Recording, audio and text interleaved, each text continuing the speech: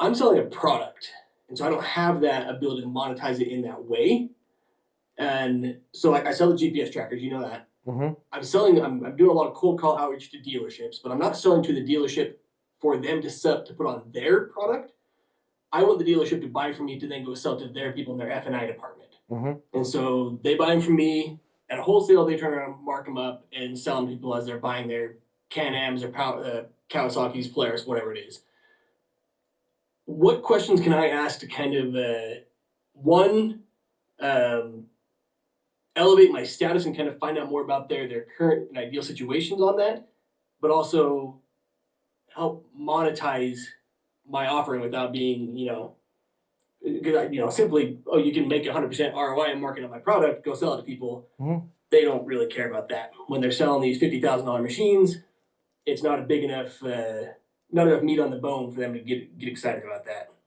Yeah, and I think this new course, the ECCP course, will really help you. To answer the first part of your question, here's where we're off a little bit. You're like, well, I have a product. Anybody could say, the software people could say, well, I have a product too, I have software. None of us are in the product business. We're not in the service business.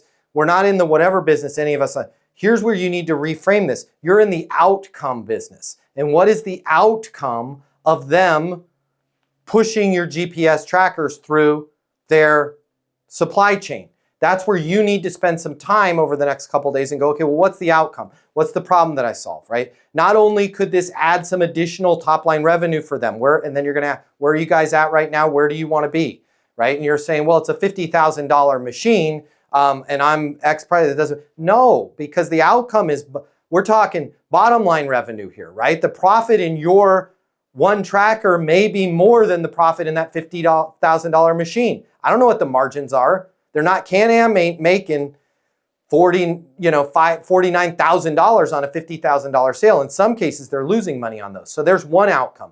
Another outcome is when they have your devices in the supply chain, there's less theft and they feel better about their partnership. This is where you just have to think about the outcomes. And then once you understand the outcome, you can reverse engineer an insight, right? And that is, there's a lot of dealers out there that because of theft and because of blowback, they're thinking about getting out of quads altogether. Like, how are you guys handling that?